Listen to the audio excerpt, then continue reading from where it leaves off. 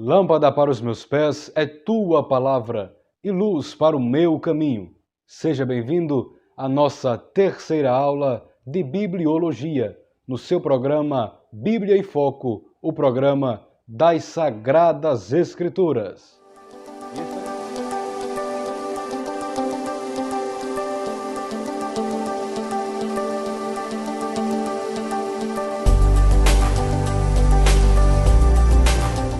Estaremos hoje estudando acerca dos livros apócrifos e pseudo-epígrafos. Apócrifo significa escondido, oculto, falso ou suspeito.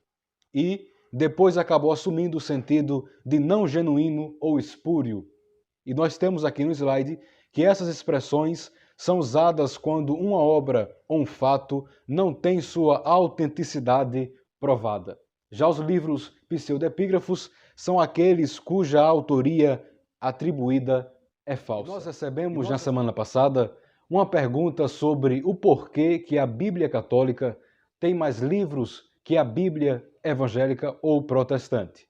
Os livros apócrifos se contrapõem aos livros canônicos, uma vez que foram introduzidos na Bíblia Católica durante a Reforma Protestante no século XVI.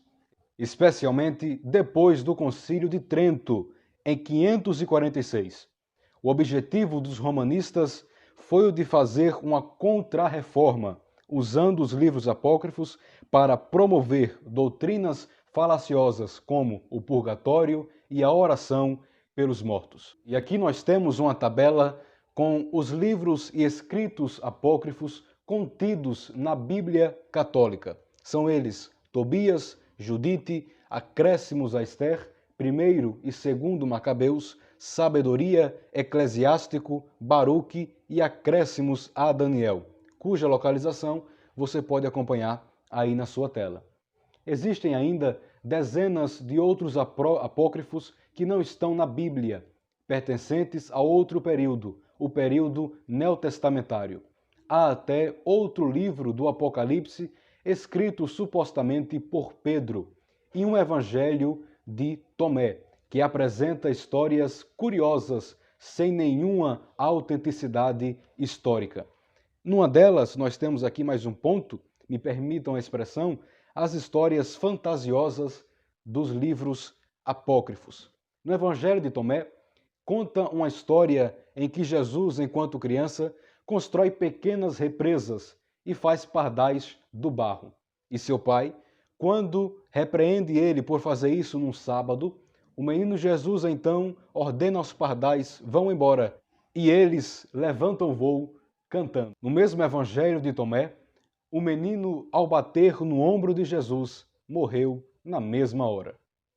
Já o livro de Atos de Pedro, outro apócrifo, ele é ainda mais fantasioso e conta que Simão, o mágico, impressionava os romanos voando sobre a cidade de Roma. Daí já dá para você entender o porquê de nós não aceitarmos estes livros e também o porquê de os pais da igreja terem rejeitado estes escritos. Me proponho agora a te responder por que os evangélicos rejeitam os livros apócrifos.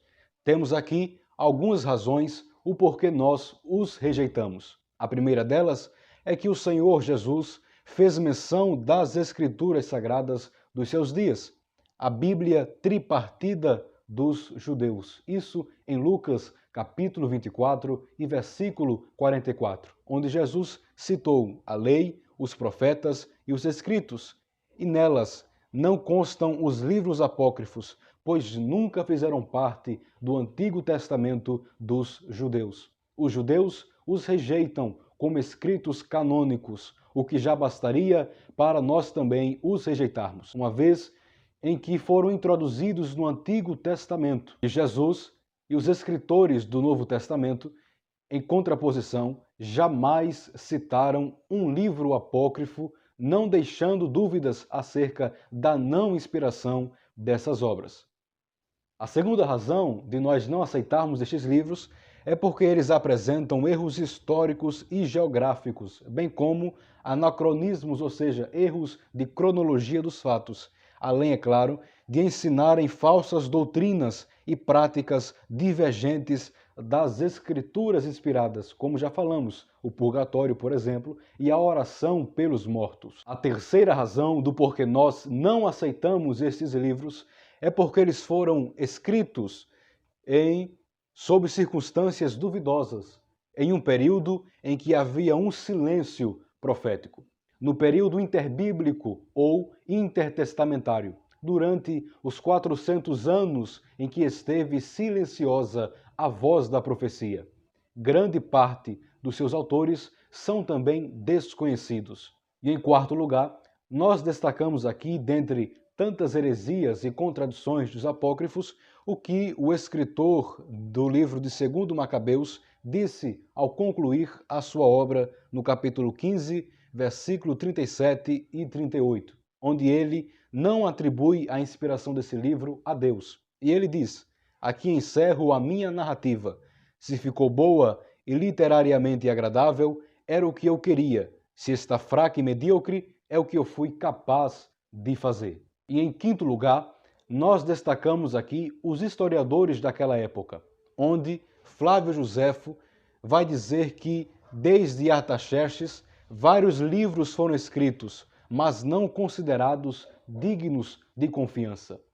E somente a Igreja Católica Romana os considera esses livros canônicos, a fim de promover a defesa de doutrinas falsas. E em sexto lugar, nós temos que os livros apócrifos foram incluídos muito depois que o cânon estava já concluído, apresentando assim contradições históricas e doutrinárias que depõem contra a sua canonicidade. Temos que saber que a Bíblia Sagrada é a inspirada, inerrante, inefável, completa, perfeita, absoluta, fidedigna, eterna e sempre atual Palavra de Deus. E Deus, é claro, preservou a sua palavra do erro, quando então ela estava sendo organizada no cânone.